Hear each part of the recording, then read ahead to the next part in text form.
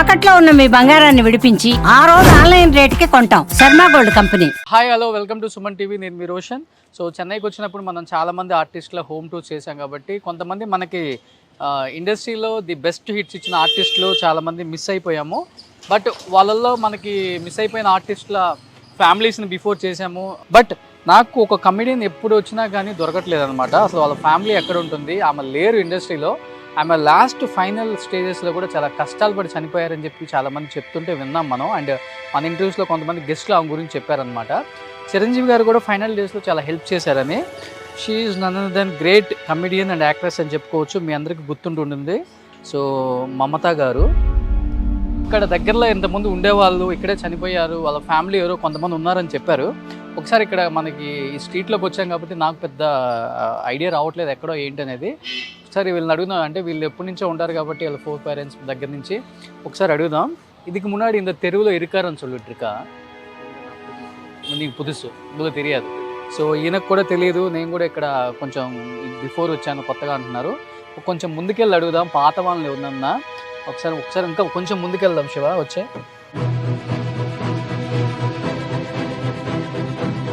Almost మనం before మమత గారి family ఎక్కడుందో అన్ని స్ట్రీట్లలో అడిగి వచ్చాము. బట్ ఈ స్ట్రీట్ అని చెప్పారు. ఇక్కడికి వచ్చాము. ఒకసారి ఈయన కూడా అడుగుదాము. అన్న ఒక టీ கொடுங்கண்ணா. இவங்க பார்த்துட்டு இருக்கீங்க. அவங்க ஃபேமிலி இங்கே தான் இருக்கிறா. எல்லாம் பார்த்த மாதிரி இருக்குது. ఇది పక్కన. సో ఇక్కడి నుంచి కొంచెం ముందుకెళ్తే ఉంటారని చెప్తున్నారు వీళ్ళ ఫ్యామిలీ. ఒకసారి వీళ్ళ ఫ్యామిలీ ఎక్కడున్నారో ఏంటో ఒకసారి చూద్దాము. వాళ్ళ ఓన్ బ్రదర్ ఉన్నారు ఇక్కడ. ఒక చిన్న టీ తాగితే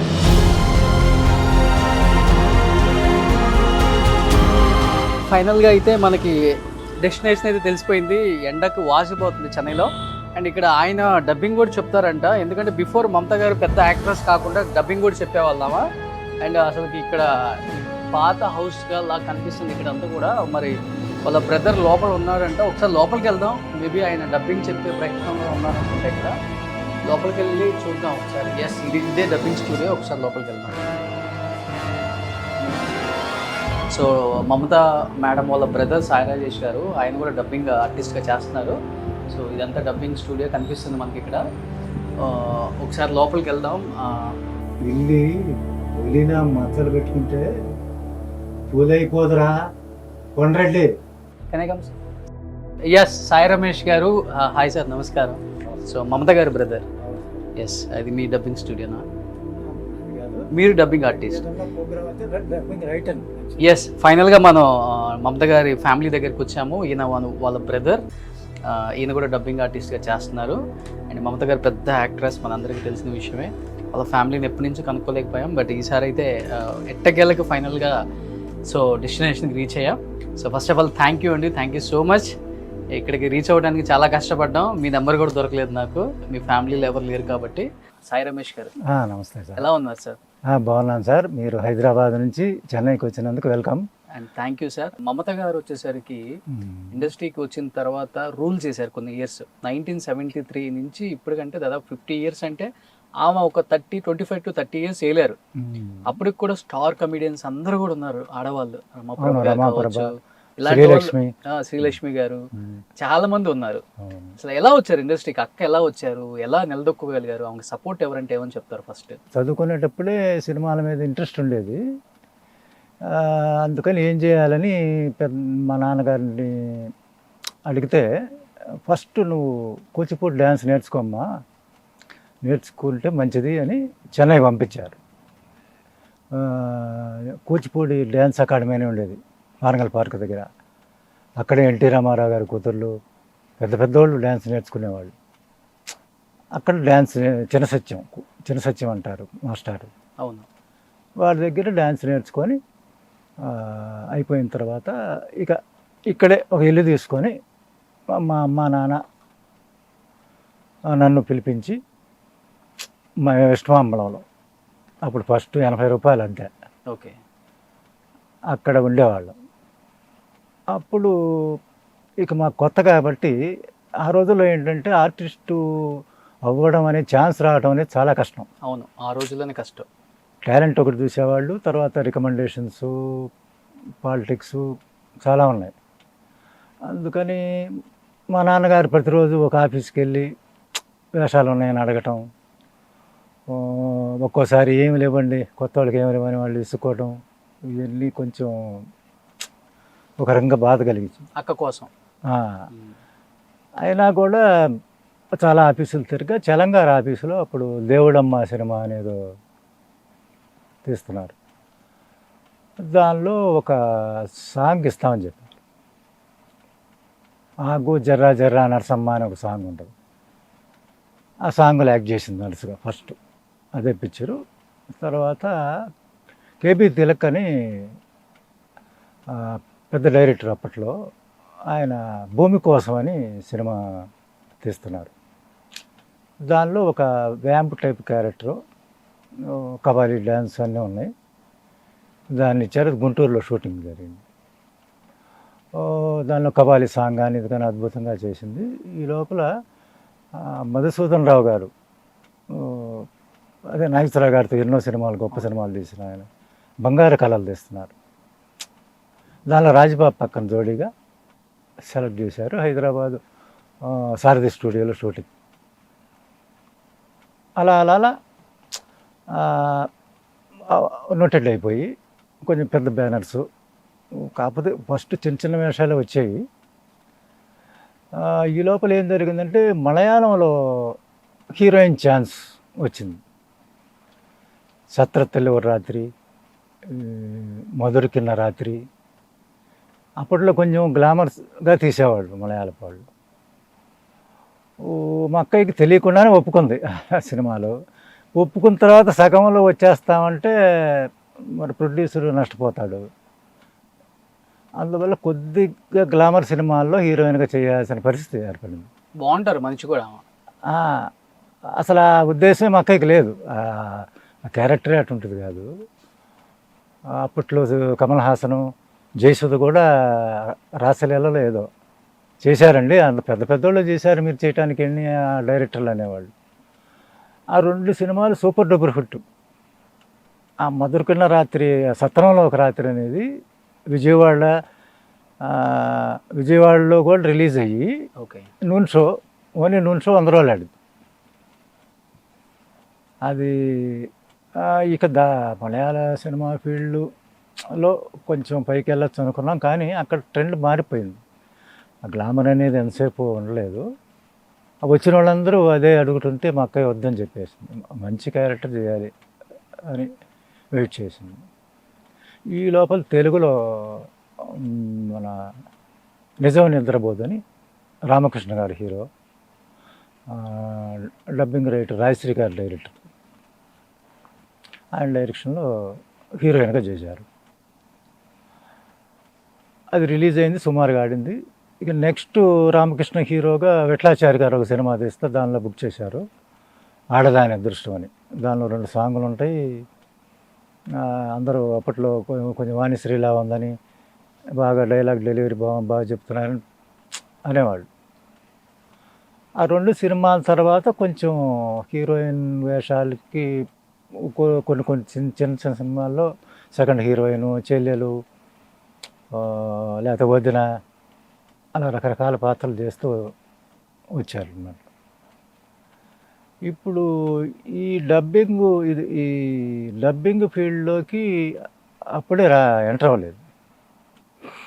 ఇక రాఘవేంద్రరావు గారు డ్రైవర్ రాములో కామెడీ వేషం ఇచ్చి చాలా బాగుంటుంది ఆ కామెడీ కూడా. అసలుకి ఆ కన్ను కొడతా ఉంటుంది. మాడ పక్కన అనుకుంటా. అప్పుడు బ్రహ్మాండంగా పేరు వచ్చింది. ఒక కామెడీ ఆర్టిస్ట్గా ముద్ర పడిపోయింది రాఘవేంద్రరావు గారి వల్ల. మమ్మల్ని నెక్స్ట్ వేటగాడు, ఇంకా ఆయన చేసే చాలా సినిమాల్లో ఇచ్చారు. చిరంజీవి గారి సినిమాలు కానీ, ఎన్టీఆర్ సినిమాలు కానీ, చాలా సినిమాల్లో కామెడీ పాత్రలే వస్తూ ఉండేవి. వద్దని అదే చేస్తూ వచ్చారు. ఈ సడన్గా ఏమైందంటే సినిమా ఫీల్డ్ హైదరాబాదు షిఫ్ట్ అయిపోయింది. అప్పుడు మేము హైదరాబాద్ వెళ్ళలేకపోయాం. ఇక్కడే ఉందామని అన్నాం. ఇక్కడ ఉండటం వల్ల ఏమైందంటే అక్కడ ప్రొడక్షను, అక్కడ డైరెక్టర్లు కానీ ఏమ్మా మమతా ఇక్కడికి వచ్చాయమ్మా అక్కడే ఉంది చెన్నైలో అనేవాళ్ళు. ఎందుకనో అక్కడికి వెళ్ళబుద్ధిగా లేదు, అక్కడికి ఇక్కడే ఉండిపోయారు. ఇప్పుడు సినిమా ఛాన్సులు తగ్గిపోయినాయి, ఇక్కడ ఎవరు షూటింగ్లు చేయటం. హైదరాబాద్లో ఉన్న ఒకళ్ళు ఇద్దరు మా అక్కకి తెలిసిన వాళ్ళు అప్పుడప్పుడు పిలిపించి వేషాలు ఇచ్చేవాళ్ళు. కానీ టోటల్గా సినిమా అవకాశాలు తగ్గిపోయింది. సరే మా అక్కయ్యకి డబ్బింగ్ మీద ఇంట్రెస్ట్ ఉంది కాబట్టి కార్డు తీసుకొని డబ్బింగ్లో ఎంటర్ అయ్యారు. అంటే సినిమా ఛాన్సులు రాక డబ్బింగ్ ఆర్టిస్ట్గా ఎంటర్ అయ్యారా సార్? ఇక్కడ కొంచెం అదే లైఫ్ గడపటానికి, ఇల్లు గడపటానికి అన్నట్లు డబ్బింగ్ బాగుంది ఫీల్డ్. అదే టైంలో అంటే నా గురించి చెప్పాలంటే, నేను మా అక్కయ్య చదువుకోమని చెప్పినా కూడా వినిపించుకోలేదు. మా చుట్టాలను చదివించింది, వాళ్ళు మంచి స్టేజ్లో ఉన్నారు. ఒక రకంగా మా అక్కయ్య ఇన్ని సినిమాలో చేసి సంపాదిన ఆస్తి అంతా వాళ్ళకి సహాయం చేసి మాకేమీ లేకుండా చేసుకున్నాం.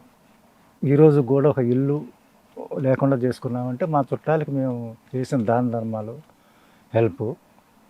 నేను కూడా ఈ సినిమా ఫీల్డ్లో పడిపోయి చదువుకోలేదు. కొన్ని రోజులు రాజశ్రీ గారి దగ్గర అసిస్టెంట్గా పనిచేశాను. తర్వాత దాసరి నారాయణరావు గారి దగ్గర చాలా సినిమాలకు అసిస్టెంట్గా చేశాను. అప్పుడు హేమంత్ రామారావు కూడా మా కొలీగ్. ఆ రకంగా ఆయన దగ్గర చేసినప్పుడు కృష్ణ గారు, శోభన్ గారు, ఏఎన్ఆర్ గారు, ఎన్టీఆర్ గారు, జితేంద్ర గారు, శ్రీదేవి గారు, అంటే వీళ్ళ సినిమాలు జరిగాయి అప్పుడు 82లో. దీపారాధన, విశ్వరూపం ఆ టైం. అక్కయ్య కూడా అప్పుడు అడపదడప ఏదో రాముడు కాదు కృష్ణుడు ఇటువంటి సినిమాలు చేస్తూ ఉండేది. ఇక అక్కయ్య డబ్బింగ్ చెప్పే టయానికి నేను కూడా ఒక తమిళ్ రైటర్ ద్వారా నేను డబ్బింగ్ రైటర్గా పరిచయం అయ్యాను. ఫస్ట్ రంగారెడ్డి అని విజయవాడ ప్రొడ్యూసర్ అతను దాంపత్య రహస్యం అని ఒకటి Malayalam to Telugu dubbing picture,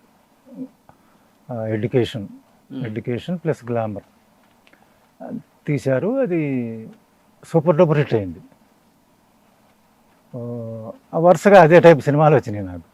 సుఖ సంసారం అని, తర్వాత 1 మినిట్ అని, education and message with glamour. తర్వాత మలయాళంలో షకీలా గ్లామర్ సినిమాలు 90% రాసింది నేనే తెలుగుకి. మామ్మి సినిమా దగ్గర నుంచి చింతామణి, పెద్ద పాప, చిన్న పాప, చాలా సినిమాలు.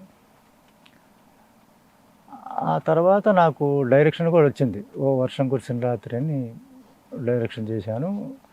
అదేదో పేరు మార్చి తర్వాత రిలీజ్ అయింది కొన్ని కారణాల వల్ల. దానిలో షకీలా కూడా యాక్ట్ చేసింది, బాంబే హీరోయిన్. సో మమత గారు చూసుకుంటే అప్పుల్లో తెలుగు, తమిళ్, కన్నడ, మలయాళం ఆల్మోస్ట్ ఒక 300 పైగా పిక్చర్స్ యాక్ట్ చేశారు. అండ్ దట్టు హీరోయిన్గా యాక్ట్ చేశారు. స్టార్ కమెడియన్గా పేరు తెచ్చుకున్నారు. అవునవును. అప్పుడులో 10,000 ఇచ్చిన రెమ్యూనరేషన్ ఒకటే, ఇప్పుడు 10 లక్షలు ఇచ్చిన ఒకటే. వాల్యూ ఉండేది మనీకి. అవునవును. ఎందుకంటే చెన్నైలో రూపాయి ఇన్వెస్ట్ చేస్తే ఇప్పుడు 10 లక్షలైందని చెప్తూ ఉంటారు శోభన్ బాబు గారు, మురళీమోహన్ గారు, పెద్ద పెద్ద రియల్ ఎస్టేట్ చేసిన వాళ్ళు కూడా. అక్క ఎక్కడ ఆమె కోసం ఏం జాగ్రత్త పరచుకోలేదు? అమ్మ నాన్న చెప్పడం కానీ, మీరు చెప్పడం కానీ, ఆమెకంటూ కొంత తీసి పెట్టి కొంత రిలేటివ్స్కి పెట్టాలి. చివరాకర్లో ఆమె ఫైనాన్షియల్ స్టేటస్ ఏంటి, ఆమె ఎంత సంపాదించారంటే ఏం చెప్తారు అసలుకి? అంటే అప్పట్లో 10,000 అంటే ఎక్కువ అండి. 10,000 కంటే ఎక్కువ ఇచ్చేవాళ్ళు కాదు. అదే మేము మా చుట్టాల కోసం దాన ధర్మాలు చేసి హెల్ప్ చేసి వాళ్ళ కోసమే, వాళ్ళు చదివించడం, వాళ్ళ పెళ్ళిళ్ళు, వాళ్ళ ప్రాబ్లమ్స్ పట్టించుకున్నాం. కానీ మేము ముందు చూపుతూ ఆలోచించలేదు. మా నాన్న అమ్మ కూడా పాపం వాళ్ళు కూడా అది ఏదో ఈ పూటకు హ్యాపీగా ఉంటే చాలు అనే టైపు, ఎక్కువ ఆశ ఉండేది కదా వాళ్ళకి. అక్కయ్యకి చెప్పి చేయించేవాళ్ళు ఎవరు లేరు, అమాయకురాలు. అందువల్ల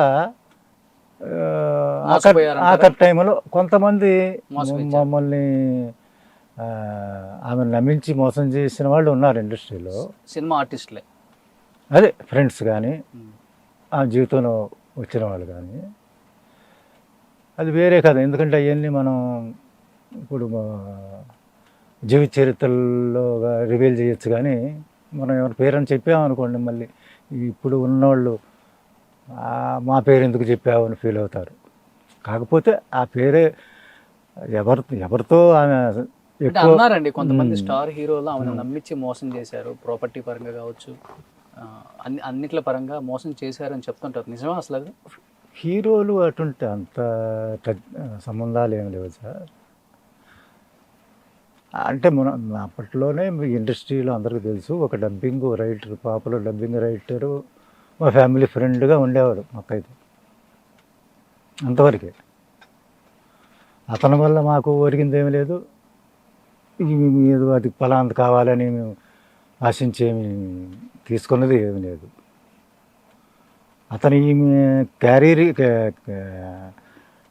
ఈమె లైఫ్ క్యారెక్టర్కి కానీ క్యారియర్కి కానీ హెల్ప్ చేస్తారనుకుంటే హెల్ప్ చేయకుండా ఇండైరెక్ట్గా ఏం ఆస్తంతా ఆస్తని కాదు, ఇండైరెక్ట్గా. ఇప్పుడు పలానా వాళ్ళు పలానా హీరోయిన్ పలానా వేషం ఉందనుకో, ఆవిడకి ఎందుకు వద్దు అని చెడగొట్టిన వాళ్ళు ఉన్నారు. ఓకే. అందువల్ల ఎదగలేకపోయింది. ఫస్ట్ హీరోయిన్ చేసినప్పుడు ఎదగలేకపోయింది. ఈ కామెడీ ఇది వచ్చినప్పుడు ఈ కాంపిటీషన్ కూడా కొంతమంది వచ్చారు, శ్రీలక్ష్మి వీళ్ళు కూడా వచ్చారు. అందువల్ల కొంచెం మనం హైదరాబాద్ వెళ్ళకపోవటం వల్ల నాకు ఆఫర్స్ లేకుండా పోయింది. తర్వాత ఆ పెళ్లి గురించి ఆలోచించలేదు. సక్సెస్ఫుల్ కెరీర్ చూసింది కదా ఆమె, ఎన్ని సినిమాలు చేశారు యాజ్ యాక్ట్రెస్ గా, మంచి చేశారు. ప్రతి పెళ్లి అనే మాటను ఎందుకు అసలు దూరం పెట్టేశారు ఆమె జీవితంలో? పెళ్లి చేసుకోకుండా ఇలా లాస్ట్ టైంలో చాలా కష్టం ఇది ఆడవాళ్ళకి, ముఖ్యంగా ఫ్యామిలీ లేకపోతే. అవును, ఎందుకనో అంటే మాకు కూడా ఇప్పుడు ఒక విధంగా సెటిల్ అయ్యి మ్యారేజ్ చేసుకుంటారు ఆర్టిస్టులు, లేదు ఒక సెటిల్ అయిన వాళ్ళని చేసుకొని సెటిల్ అవుతారు. అవును. ఇప్పుడు రెండు చెడ్డి రేవడిలాగా అయిపోయింది. బ్లైండ్గా కొంతమంది నమ్మటం వల్ల, అంటే వెళ్ళిన దారి కరెక్ట్గా అదేమో అనిపిస్తుంది. ఇప్పుడు ఫీల్ అయ్యే లాభం లేదు. ఆ విధంగా జీవితం మీద వెక్స్తో పెళ్ళి అనేది, నాకు పిల్లలు ఎవరు వద్దు, నా పిల్లల్ని ఆమె పిల్లలుగా భావించి మా కోసమే జీవితం త్యాగం చేసింది. ఒకప్పుడు అంతేగాని కొంతమంది ఏదో అంటారు తాగి చనిపోయిందని, అవన్నీ అబద్ధాలు. ఎందుకంటే ఇప్పుడు తాటి చెట్టు కింద కూర్చుంటే మనం కూడా తాగామనుకుంటారు. మనకేంటంటే అప్పుడు డబ్బింగ్ ప్రొడ్యూసర్ అని ఎవరో ప్రొడ్యూసర్ అని కొంచెం బాగా పరిచయం ఒక ఆయన ఉన్నాడు, వాళ్ళ ఇళ్ళల్లో తాగలేరు. మా అక్కయ్య మంచి కూరలు బాగా చేస్తుంది, వచ్చి ఎప్పుడో ఒకరోజు వచ్చి కూర్చొని కాస్త తీసుకొని తినేది వాళ్ళు. అది జనరల్. దానివల్ల ఇప్పుడు వాళ్ళు తాగుబోతులు వాళ్ళ వల్ల మా అక్కయ్యకి ఇండైరెక్ట్గా బ్యాడ్ నేమ్ వచ్చింది. అంతేగాని ఈమె తాగి ఆరోగ్యం పాడు చేసుకొని ఏమి చనిపోలేదు. కాకపోతే ఆర్థికంగా చాలా చివరి టైంలో చాలా ఇబ్బంది పడ్డారు. నేను కూడా వేడి నీళ్ళకి సన్నీళ్ళలాగే, అంటే నేను పెద్ద డబ్బింగ్ రైటర్ని కాదండి. ఇప్పుడు ఇండస్ట్రీలో పెద్ద సినిమాలు హిట్ ఇచ్చి స్టాంప్ అయిన వాళ్ళే రామకృష్ణ, కొంతమంది రైటర్స్ ఉన్నారు. వాళ్ళకే ఎక్కువ సినిమాలు ఎక్కువ పేమెంట్స్ వస్తాయి. మాకు వచ్చి చిన్న సినిమాలు కొద్ది పేమెంట్.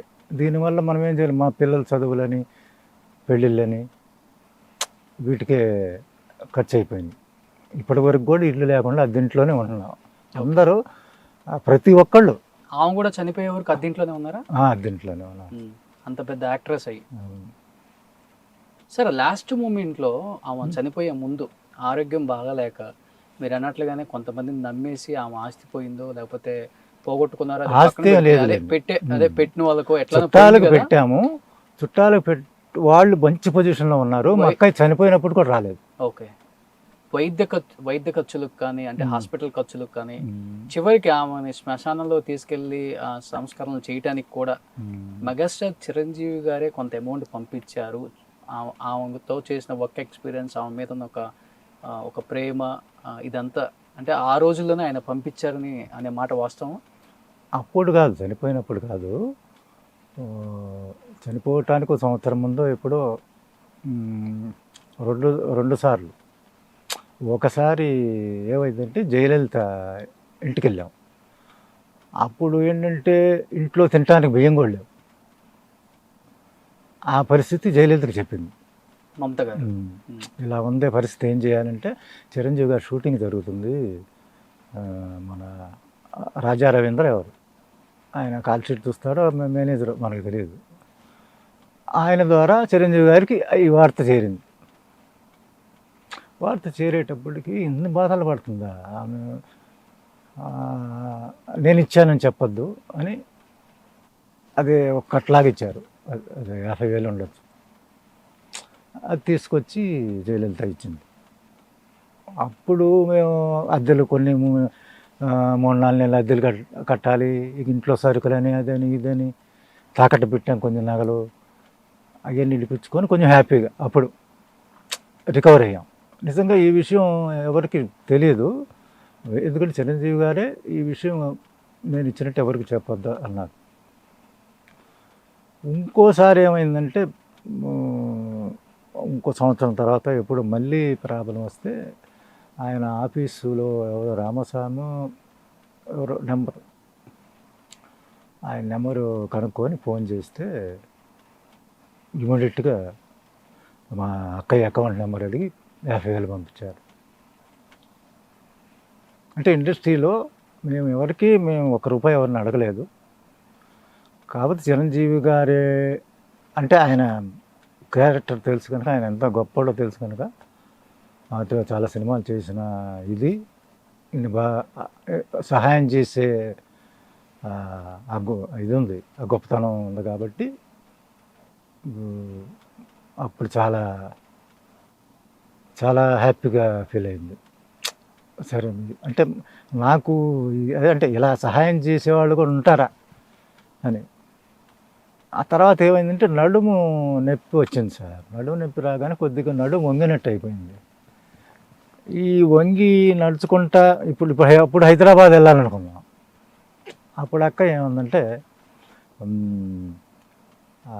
నడుము వంగిపోయి కొంచెం లావు అయింది మనిషి. ఇలా హైదరాబాద్ వెళ్తే నాకు వేషాలు ఇవ్వటం కాదు కదా, ఎగతాళి చేస్తారు అందరూ. నేను ఏదో డబ్బింగ్లు చెప్పుకోను, ఏమన్నా చెప్పుకోను, నేను చచ్చే వరకు ఇక్కడే ఉంటాను, చెన్నైలోనే ఉంది.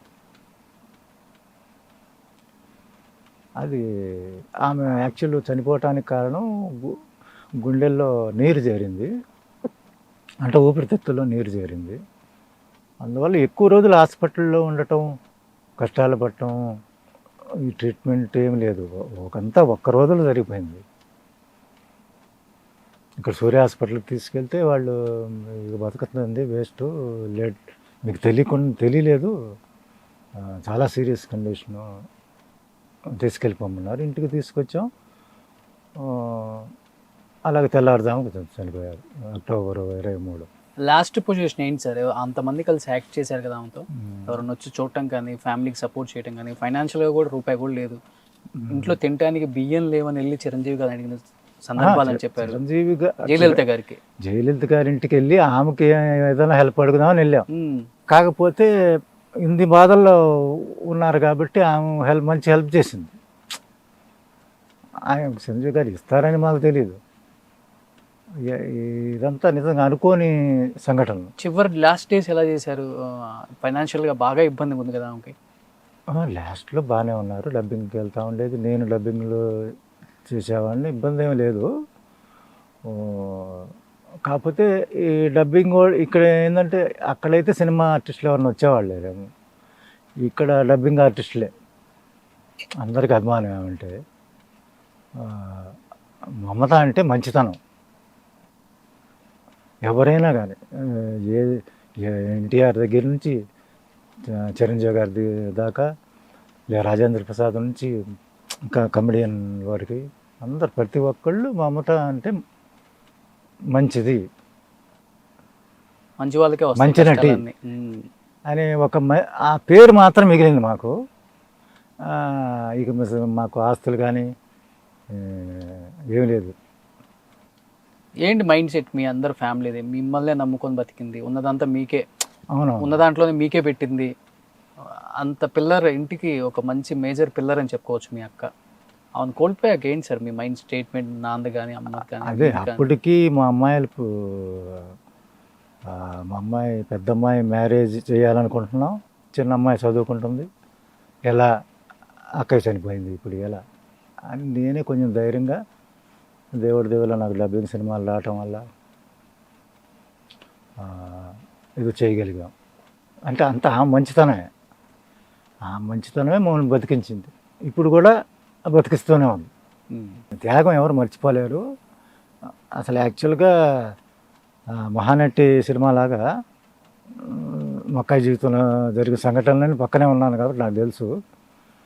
ఎవరన్నా ఏ ఆహాచాలం లాంటి వాళ్ళు లేకపోతే కార్పొరేట్ వాళ్ళు కనుక ముందుకు వస్తే ఆమె జీవిత చరిత్ర అంటే ఓన్లీ థియేటర్ పర్పస్ కాదు, ఓన్లీ డిజిటల్ పర్పస్ తక్కువ బడ్జెట్లో చేయాలని ఒక కోరిక ఉంది. అది మరి జరుగుతుందో జరగదో కానీ ఆమె జీవితం అందరికీ తెలిసిందే. ఇక్కడ ఈ ఫీల్డ్లో డబ్బింగ్ ఆర్టిస్టులు కానీ సినిమా ఫీల్డ్ ఆర్టిస్టులు కానీ మమత అంటే ఏంటో అందరికి తెలుసు. అది బిగినింగ్ డేస్లో అరే పిచ్చిది ఏంటి ఈ రూట్లో వెళ్తుంది, ఎవరో డబ్బింగ్ రైటర్ అంట, ఆయనతో చనువుగా ఉంటుంది, ఆయనకి పెళ్ళి అయింది, పిల్లలు ఉన్నారు, సేమ్ మీరు అన్నట్లుగానే మహానటిక అని అనుకునేవాళ్ళు. ఏంటి ఏంటి ఆమె ఎంత యంగ్ చలాకి నాకు దొరకరా అని అనేవాళ్ళు. ఎందుకు ఈ రూట్లో వెళ్ళటం?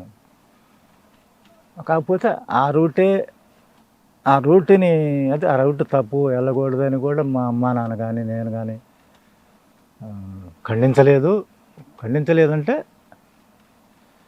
అది మౌనంగానే జరిగిపోయింది. మౌనంగానే టైం వేస్ట్ అయింది ఆ జీవితం చాలా. దానివల్ల పెళ్లి చేసుకోలేదంట. కానీ ఆ మంచితనం ఇప్పటికీ కాపాడుతుంది మమ్మల్ని. కానీ ఇన్ని సంవత్సరాల తర్వాత ఆమె అసలు వాళ్ళ ఫ్యామిలీ ఏమైందో ఏంటో ఎవరు పట్టించుకోలేదు. మీ సుమన్ టీవీ వాళ్ళు వచ్చి ఇంటర్వ్యూ చేయటం నాకు చాలా ఆనందంగా ఉంది సార్. ఇప్పుడు మా అక్కయ్య గురించి ఎవరన్నా తప్పుగా ఇంతకుముందు ఏదన్నా వీడియోలో అన్నా కూడా మీరు తప్పుగా అనుకోవద్దు. మా అక్కయ్య దేవత, మంచి నటి, మహానటి. ఆమె రుణం తీర్చుకోలేము మేము. ఆమె ఎప్పుడూ రాఘవేంద్ర గారి పుణ్యం వల్ల ఆ సినిమాల్లో ఆ క్యారెక్టర్ చూసి ఇప్పటికీ నవ్వుకుంటూనే ఉన్నారు. మరణించినా కూడా ఆ క్యారెక్టర్లకి చావులేదు, ఆమెకి చావులేదు. ఇక మా గుండెల్లో ఎప్పటికీ మేము చచ్చిపోయే వరకు ఉంటూనే ఉంటుంది. మీరు అన్నారు ఒక మాట, మంచి మహానటి. ఎందుకంటే చాలా మంచి కమెడియన్. మేము పిల్లలుగా ఉన్నప్పుడు ప్రతి సినిమాలో ఆమెను చూస్తాం. మేము అందరు కాంబినేషన్, నాగేష్ గారి కాంబినేషన్, అల్లు రామలింగ గారి కాంబినేషన్, రాఘగోపాలరావు గారి కాంబినేషన్, సత్యనారాయణ గారి కాంబినేషన్, ఇలా చిరంజీవి గారి కాంబినేషన్, కృష్ణ గారు, శోభన్ బాబు గారు, వాళ్ళు తేడా లేకుండా అందరితో వర్క్ చేశారు ఆమె. అంత మంచి క్యారెక్టర్ ఆర్టిస్ట్ని చివరాఖరి రోజుల్లో చాలామంది క్యారెక్టర్స్ రాకుండా ఆమెకి పోటీగా ఉన్న ఆర్టిస్టులు కావాలని చేశారు.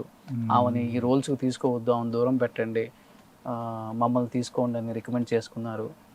ఒక రకంగా మమత గారి కెరీర్ దానివల్ల స్ట్రగుల్ అయ్యి అనారోగ్యానికి కూడా కారణం అయ్యారు అని చెప్తారు. నిజమా సార్ అది? అంటే ఆమె మెంటల్గా ఇప్పుడు వయసు అయిపోయిన తర్వాత, ఇప్పుడు ఇన్ని సంవత్సరాలు అయిన తర్వాత మనం చేసిన తప్ప రైటా అనుకొని ఆలోచించినా కూడా ప్రయోజనం లేదు. ఆరోగ్యం క్షీణించిపోయింది. అంటే క్యారెక్టర్ రాకుండా చేశారు తోటి ఆర్టిస్టులు. ఇప్పుడు ఆమె నడుము వంగిపోవటం ఒక కారణం. పాపం ఇలా చూస్తే నవ్వుతారు, ఎగతాలు చేస్తారు, ఎవరు వేషాలు ఇవ్వాలని ఫీల్ లోపల చాలా బాధపడేది. ఇక్కడ డబ్బింగ్ ఫీల్డ్లో కూడా చాలా పాలిటిక్స్ ఉన్నాయి సార్. ఇప్పుడు ఏదో పాపం ఆమె సినిమాలు లేక పాలిటిక్స్ చేసి సినిమాలు లేక డబ్బింగ్కి వస్తాను అనుకోరు ఇక్కడ వాళ్ళు. ఆటోలో ఎక్కి రావటానికే చాలా బాధపడుతుంది సార్, లేకపోతే మంచాన పడింది సార్ అని చెప్పేవాళ్ళు ఆర్టిస్టులు. చెప్పేవాళ్ళు అది ఒంట్లో బాగాలేదన్నారండి, లేకపోతే పిలిచేవాళ్ళు, చెప్పించేవాళ్ళమే. ఏది దీనిలో డబ్బింగ్లో పెద్దగా రావు డబ్బులు, అది వేలల్లోనే ఉంటుంది. దానికోసం కూడా ఇవ్వట్లేదని చాలా ఆఖరి రోజులు ఫీల్ అయ్యేది. ఇప్పుడు నా సినిమాల్లో డెఫినెట్గా నేను చెప్పించేవాడిని, అది వేరే విషయం. ఎక్కువ ఈ షకీలాకి ఆమె చెప్పేది ప్రతి సినిమాలో, ఆ ఎక్స్ప్రెషన్స్ అవన్నీ కరెక్ట్గా చెప్పేవాళ్ళు. కానీ మా అక్కయ్య చనిపోయిన తర్వాత మాకు హెల్ప్ చేయండి, మా కుటుంబానికి హెల్ప్ చేయండి, నేను ఎవరి దగ్గరికి వెళ్ళి అడగలేదు. అంటే ఎవరి దగ్గరికి వెళ్ళాము. ఒకే ఒక వ్యక్తి మనసున్న మనిషి చిరంజీవి గారి దగ్గరికి వెళ్ళొచ్చు, కానీ బతికున్నప్పుడు అది వేరు. కష్టం ఉంది అంటే ఆయన ఇంకొక అడుగు ముందుకు వచ్చి ఆయన సహాయం చేసే గుణం ఎప్పుడు ఆయన తలుపులు తెరిచే ఉంటాయి. కష్టం అనే మాటకి ఎప్పుడు కూడా ఆయన ఇంట్లో బానిస, కష్టం అనేది బానిస ఆయనకి. ఎందుకంటే ఆయన ముందుండి ఆయన కానీ వైఫ్ సురేఖ గారు కానీ రామ్ చరణ్ గారు కానీ ఉపాసన గారు కానీ ఇండస్ట్రీలో ఒక కష్టం ఉంది అంటే 24 క్రాఫ్ట్స్లో ఫస్ట్ ఉండే ఫ్యామిలీ చిరంజీవి గారి ఫ్యామిలీ. ఇప్పుడు ఎందుకంటే ఇప్పుడు కరోనా అప్పుడు కూడా మన అక్కడ ఇండస్ట్రీకి ప్రతి ఇంటికి సరుకులు అన్నీ పంపించారు, డబ్బులు కూడా హెల్ప్ చేశారు. మహా వ్యక్తి ఆయన. ఎందుకంటే మనం ఏదో కష్టపడి సంపాదించుకుంటున్నాం, ఇప్పుడు వెళ్ళి అడగాల్సిన అవసరం లేదు. మా ఇద్దరు అమ్మాయిల పెళ్ళిళ్ళు అయిపోయింది, వాళ్ళు హ్యాపీగానే ఉన్నారు. ఇక నేను మా ఆవిడేను. అందువల్ల మనం అంత అవసరం రాలేదు ఎవరి దగ్గర. ఎంత ఇచ్చేవాళ్ళు సార్ అక్కకి అప్పుడు రెమ్యునరేషన్? టాప్ యాక్ట్రెస్ కదా అప్పట్లో 10,000 20,000 అంటే ఎక్కువ సార్. 10 నుంచి 20 పెద్ద విషయం కదా సార్ అది. అది కూడా పెద్ద పెద్ద సినిమాల్లో.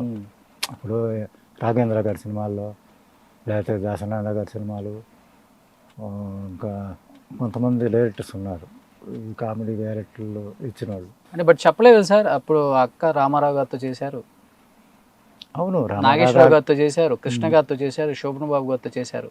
ఇప్పుడు నేను చెప్పిన ఆర్టిస్టులు అందరూ కూడా ఆడవాళ్ళ మీద అభిమానం ఎక్కువ, లైఫ్ జాగ్రత్త, పాడు చేసుకోవద్దు, వేరే వాళ్ళు వేరే విధంగా వచ్చి మిమ్మల్ని స్పాయిల్ చేస్తారు, మీరు సంపాదించింది కూడా లాగేసుకునే రకం ఇప్పుడున్న మనుషులు అని చెప్పి చాలామంది జాగ్రత్త చేశారని చెప్పేవాళ్ళు ఆర్టిస్టులు నేను ఇంటర్వ్యూ చేసేటప్పుడు. వీళ్ళు ఎవరు చెప్పలేదు అక్క లైఫ్ గురించి కానీ. అంటే అదొక ఎలా ఉండేవాళ్ళు అక్కతో వాళ్ళు అసలుకి, కృష్ణ గారు కానీ రామారావు గారు? వాళ్ళంతా చాలా ప్రేమగా ఉండేవాళ్ళు. ఒక అమాయకురాలు పిచ్చిది, ఏం తెలియదు పాపం, కళ్ళ కప్పడం తెలియదు. విజయ నిర్మల గారు కానీ కృష్ణ గారు కానీ శోభన్ బాబు గారు అయితే, అమ్మ మొంతా ఇప్పుడు జాగ్రత్త పడు, స్థలాలు ఎక్కడన్నా చీపుగా ఉంటుకోను, అది భవిష్యత్తులో ఉపయోగపడుద్ది అని చెప్పేవాడు ఆయన శోభన్ బాబు గారు. అంటే అంత ఇన్కమ్ రాలేదు, కానీ ఒకసారి సాలిగ్రామం వచ్చి కొమ్మినేని శేషగిరిరావు గారి పక్కన 2 గ్రౌండ్లు ఖాళీగా ఉందని 20,000 అని చెప్తే వచ్చి చూసాం. కానీ అప్పట్లో ఏంది, వర్షం కురిసి బురద వచ్చింది. మేము టీ నగర్లో ఉండేవాళ్ళు.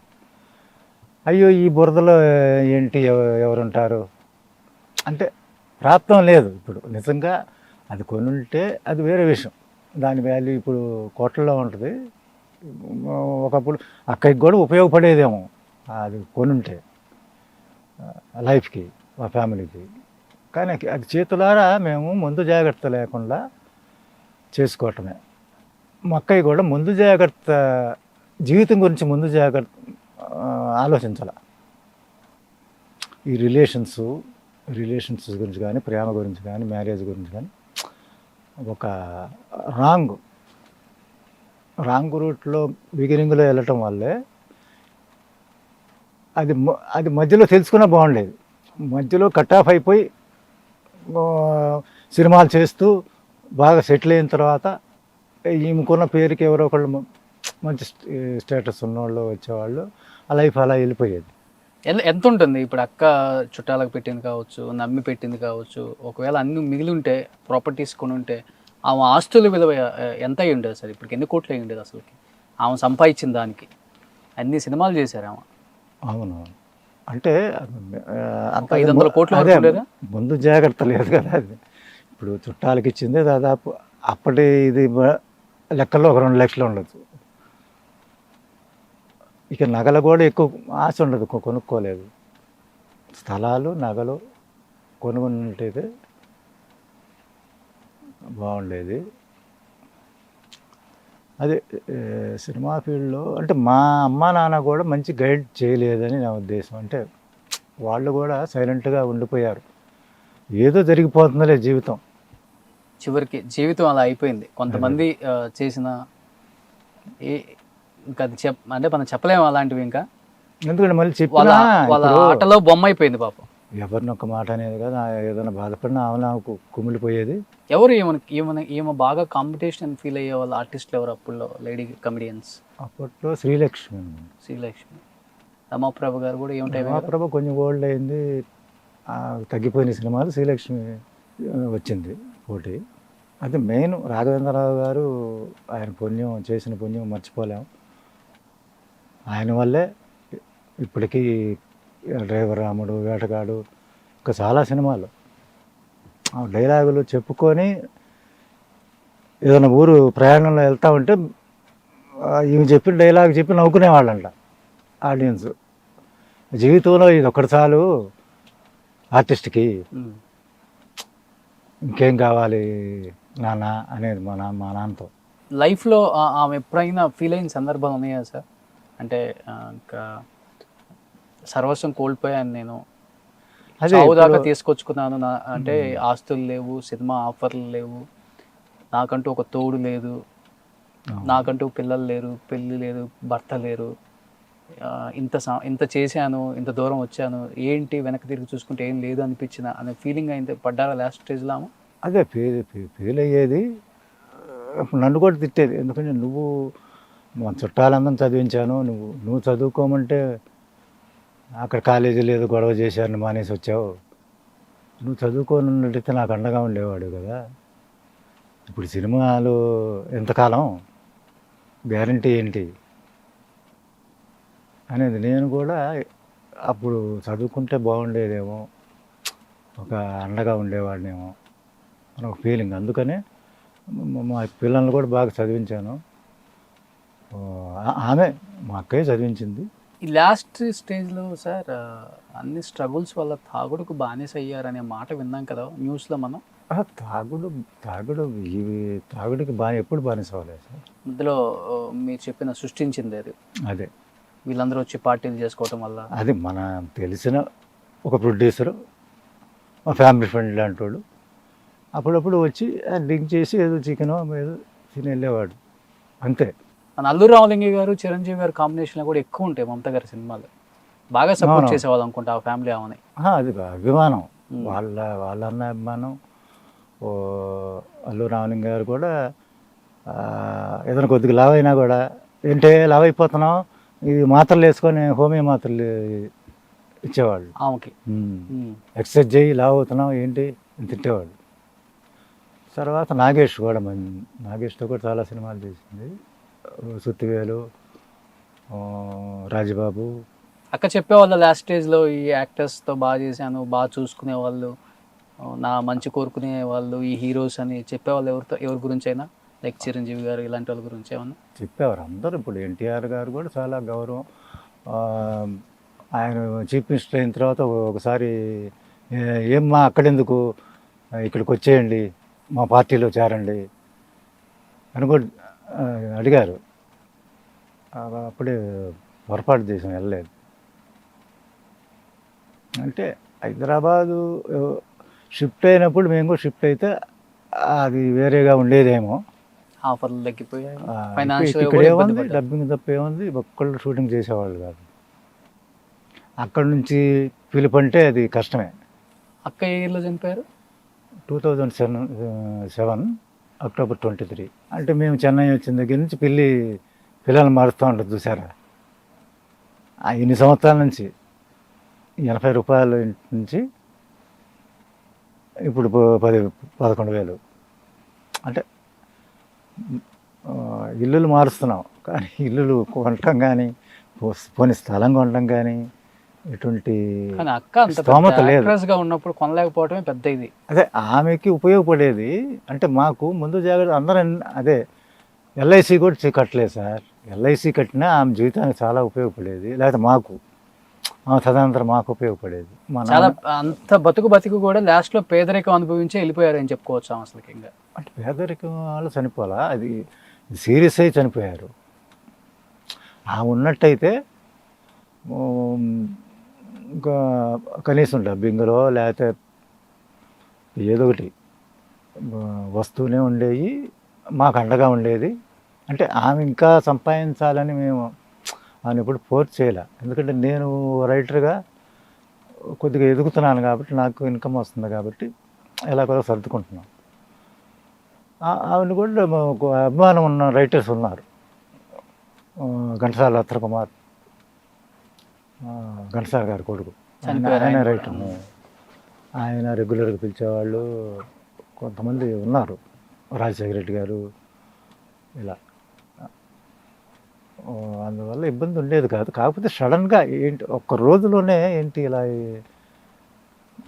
కొంతమంది అంటారు, ఇప్పుడు ఎలాగో బాధలు పడుతుందిగా, ఇంకా మంచంలో ఉండి అందరి చేత చేయించుకొని కష్టాలు పడి చచ్చిపోలేదు, ఇది ఈ చావు అనేది హ్యాపీ చావు.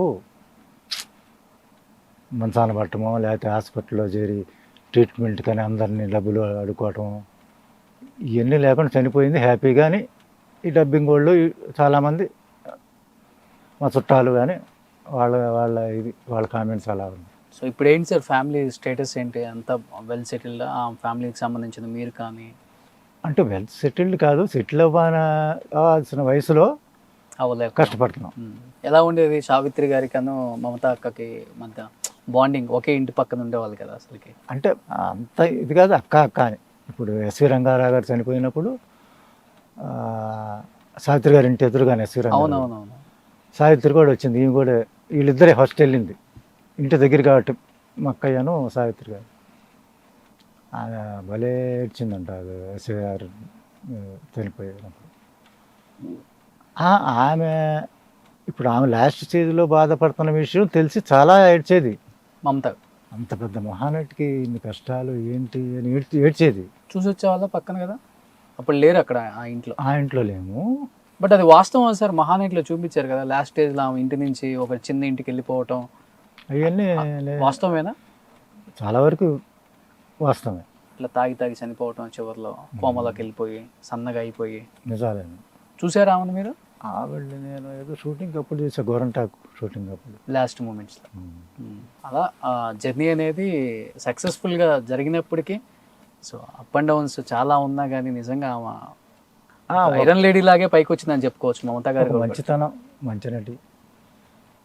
ఎప్పటికీ అందరి ఎవరు ఆమె గురించి బ్యాడ్గా ఇక్కడ డబ్బింగ్ ఆర్టిస్టులు కానీ లేకపోతే ఏ స్టార్స్ అయినా ఎవరైనా ఆమె గురించి ఎవరు బ్యాడ్గా చెప్పరు. పాపం పిచ్చిది. అందుకే అంత సక్సెస్ఫుల్ యాక్ట్రెస్ కాబట్టి చాలా టైమ్స్ నేను మీ గురించి సెర్చ్ చేసాను, దొరకలేదు. అండ్ ఫైనల్గా ఎట్లయినా మీ ఫ్యామిలీని ఒకసారి పలకరించే ప్రయత్నం అయితే చేద్దాం అనుకుంది సుమన్ టీవీ. సో అందులో భాగంగా ఈరోజు మిమ్మల్ని కలవటం జరిగింది సార్. సో డెఫినెట్గా మీ ఫ్యామిలీ ఎక్కడున్నా హ్యాపీగా ఉండాలి. ఎప్పుడు ఏది కావాలన్నా కానీ తెలుగు ఇండస్ట్రీ ఎప్పుడు కూడా తలుపులు తెరిచే ఉంటుంది. ఏ హెల్ప్ కావాలన్నా కానీ ఎప్పుడైనా కానీ. అది మా అక్కయ్య కొన్న మంచి పేరు వల్ల, మంచితనం వల్ల. Thank you sir, thank you so much Sai Ramesh గారు. అందరూ మర్చిపోయినా హైదరాబాద్ నుంచి వచ్చి 15 సంవత్సరాల తర్వాత మా అక్కయ్యని మళ్ళీ నేను గుర్తు చేసుకునేలాగా నా బాధ మీకు చెప్పుకునేలా చేశారు. ఈ ఇంటర్వ్యూ చూసైనా మా అక్కయ్య గురించి ఎవరు బ్యాడ్గా అనుకోకుండా ఒక పిచ్చిది, ఒక మంచిది, పాపం వెళ్ళిపోయింది అనుకొని క్షణం బాధపడితే చాలు.